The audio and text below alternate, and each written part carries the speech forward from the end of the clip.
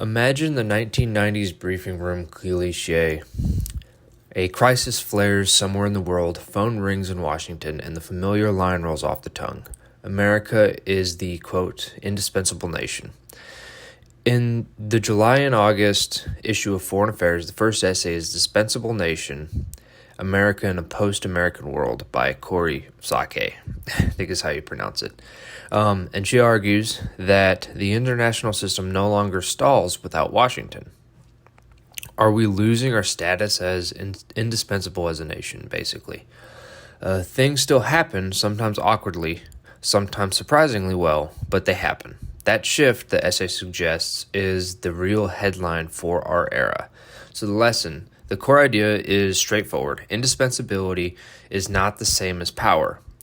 The United States remains extraordinarily strong: military reach, economic weight, technological depth, cultural magnetism, but indispensable meant something tighter. Without U.S. leadership, the machinery of global order would grind to a halt. The essay's claim is that this is no longer true. Two forces drive the change. The first would be multipolarity, which has arrived in practice, not just rhetoric. Middle powers and regional coalitions are doing more on their own, negotiating deals, launching initiatives, and building institutions that don't revolve around Washington. Second, the American policy aperture has narrowed. After costly wars and bruising domestic politics, U.S. leaders are choosier about where they invest attention and leverage. You can call it restraint, realism, or retrenchment. Whichever label you pick, the effect is a world that has learned to move without waiting for Washington. So we can make this concrete with three scenes. So the first one would be called the diplomatic triangle. So picture a table not in Washington, but in a regional capital. The issue is combustible. Rival powers eye each other warily.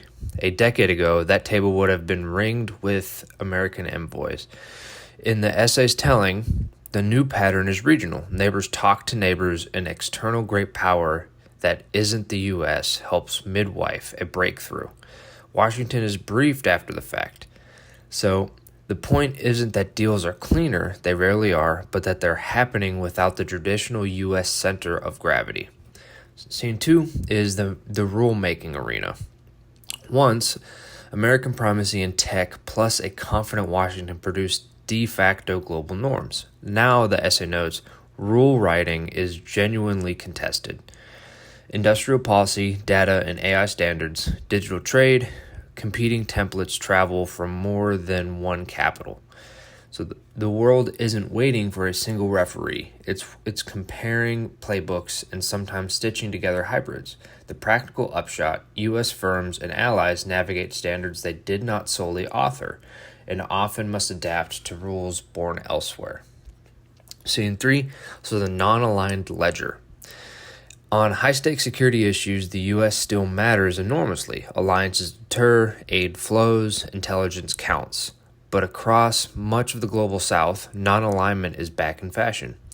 States calculate narrowly. Energy, food, finance, and domestic politics beat bloc discipline.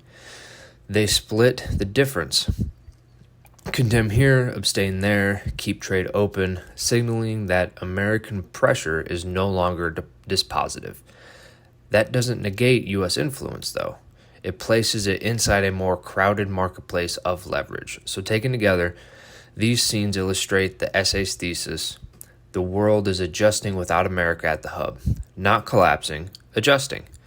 That's what dispensable means here. Not irrelevant, but no longer required to make the system run. So in conclusion, what follows for Washington and the rest of us? The essay doesn't eulogize American power, it resizes it. For U.S. policymakers, the hard pivot is from presumption to persuasion, fewer solo missions, more coalitions of the willing, and a thicker tolerance for outcomes shaped by others. Influence in this world comes from credible partnership, selective leadership, and competence at scale, showing up where U.S. value add is clear and letting others lead when it isn't. For everyone else, the message is equally bracing. No single capital can underwrite order alone. The 21st century will feel plural, Messier, yes, but also more distributed and at times more resilient. The age of the indispensable nation is ending, and the age of negotiated influence is here. If you want a phrase for that, call it the politics of sufficiency. Power that is enough, shared widely enough to get things done, even when Washington isn't the chair. So, if you guys can tell, we're kind of trying a little bit new. We're trying a newer format of these episodes. So just let me know what you guys think. And as always, the comment section is always open, and I'm always open to feedback. And that's kind of the whole point of these in the first place, is to kind of, spark discussion and, actually, gain a better understanding on all of this, whether you agree, disagree, doesn't matter. Just feel free to let me know.